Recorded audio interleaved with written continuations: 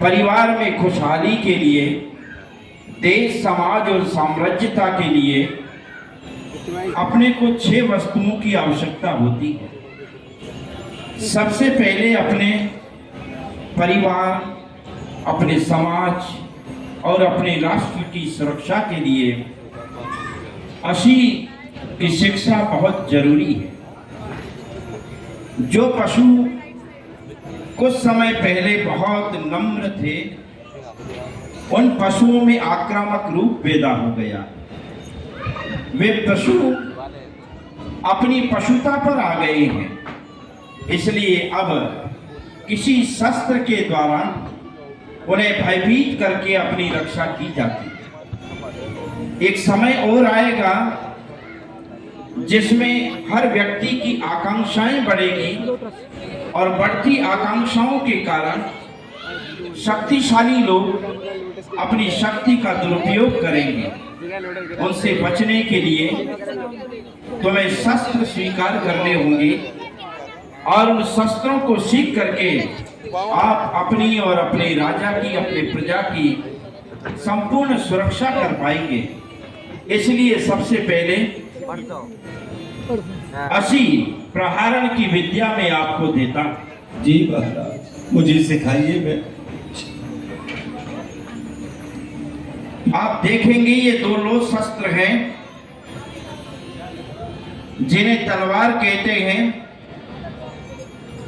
इन तलवारों के हत्थों को अपनी हाथ में धारण करते हुए अपने शरीर की रक्षा करते हुए शत्रु के सामने चारों दिशाओं में इसे घुमाते हैं और इसी के सहारे अपनी वीरता का प्रदर्शन करते हैं।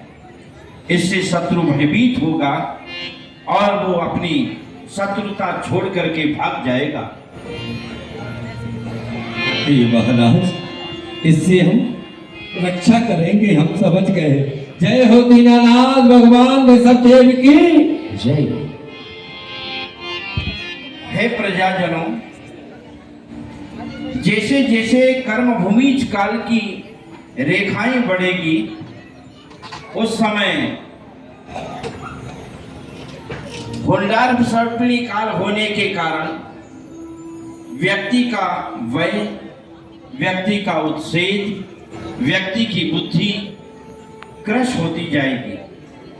उस समय स्मरण शक्ति को रखने के लिए तुम्हें मसीह का निर्माण करते हुए जिस वस्तु का लेन देन या आदान प्रदान करते हैं, पहले किसी फलक पर उसको अंकित करके चिर स्मृति बनाए रखनी पड़ेगी और इसके लिए शाही का निर्माण होता है। नारियल के खोल को जलाकर जंगली औषधों को उसमें डालकर जल मिश्रण और घुटाई करते हुए मसी तैयार करें और उस मसी से लेखन व्यवस्था करें। अंक और अक्षर के माध्यम से आप वस्तुओं के आदान प्रदान की संख्या और व्यवहार का निर्वहन करेंगे। हे प्रजाजनों, जी शरीर है तो उसे भोजन की आवश्यकता होती है और भोजन के लिए आपको अन्न का उत्पादन करना होगा, फलों का उत्पादन करना होगा और उसके लिए जमीन को हल के सहारे चीर कर और उसमें खाद और पानी देते हुए बीज का वपन करना पड़ेगा और उसके सहारे एक बीज अनेक सारे बीज और फलों को लेकर के आपकी इस देहिक पूर्ति का साधन बनेगा। इसे क्या कहते हैं महाराज? ये क्या है हे राजन?